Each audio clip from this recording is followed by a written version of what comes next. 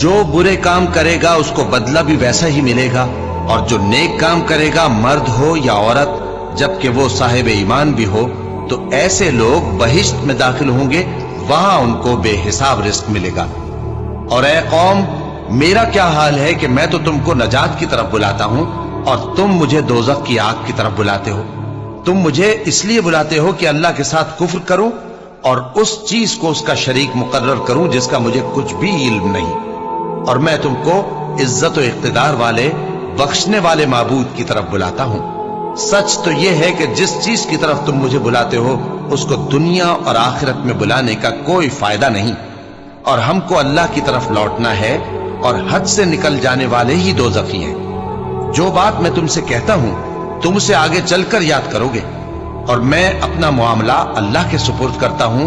बेशक अल्लाह बंदों को देखने वाला है। गरज अल्लाह ने उसको उन लोगों की तदबीरों की बुराइयों से महफूज रखा, और फिरौन वालों को बुरे अजाब ने आ घेरा, यानी आतशे जहन्नम के सुबह शाम उसके सामने पेश किए जाते हैं। और जिस रोज क़यामत बर्पा होगी, हुक्म होगा कि फिरौन वालों को सख्त अजाब में दाखिल करो। और जब वो दोज़ख में झगड़ेंगे तो गरीब लोग बड़े आदमियों से कहेंगे कि हम तो तुम्हारे ताबे थे, तो क्या तुम दोज़ख के अजाब का कुछ हिस्सा हमसे दूर कर सकते हो? बड़े आदमी कहेंगे कि तुम भी और हम भी सब दोज़ख में हैं। अल्लाह बंदों में फैसला कर चुका है, और जो लोग आग में जल रहे होंगे वो दोज़ख के दारोगों से कहेंगे कि अपने परवरदिगार से पुकार कर कहो कि वो एक रोज तो हमसे थोड़ा सा अजाब हल्का कर दे।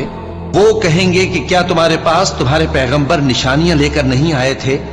दोज़खी कहेंगे क्यों नहीं? तो वो कहेंगे कि तुम ही पुकार लो, और काफिरों की पुकार उस रोज बेकार होगी। हम अपने पैगंबरों की और जो लोग ईमान लाए हैं उनकी दुनिया की जिंदगी में भी मदद करते हैं, और जिस दिन गवाह खड़े होंगे यानी क़यामत को भी, जिस दिन जालिमों को उनकी माज़िरत कुछ फायदा न देगी, और उनके लिए लानत और उनके लिए बुरा घर है।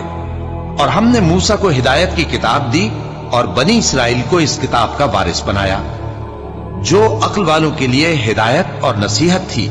लिहाजा सब्र करो, बेशक अल्लाह का वादा सच्चा है, और अपनी कोताही के लिए मुआफी मांगो, और सुबह शाम अपने परवरदिगार की तारीफ के साथ तस्बीह करते रहो।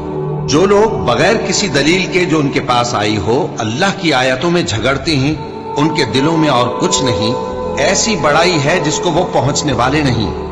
तो अल्लाह की पनाह मांगो, बेशक वो सुनने वाला है, देखने वाला है। आसमानों और जमीन का पैदा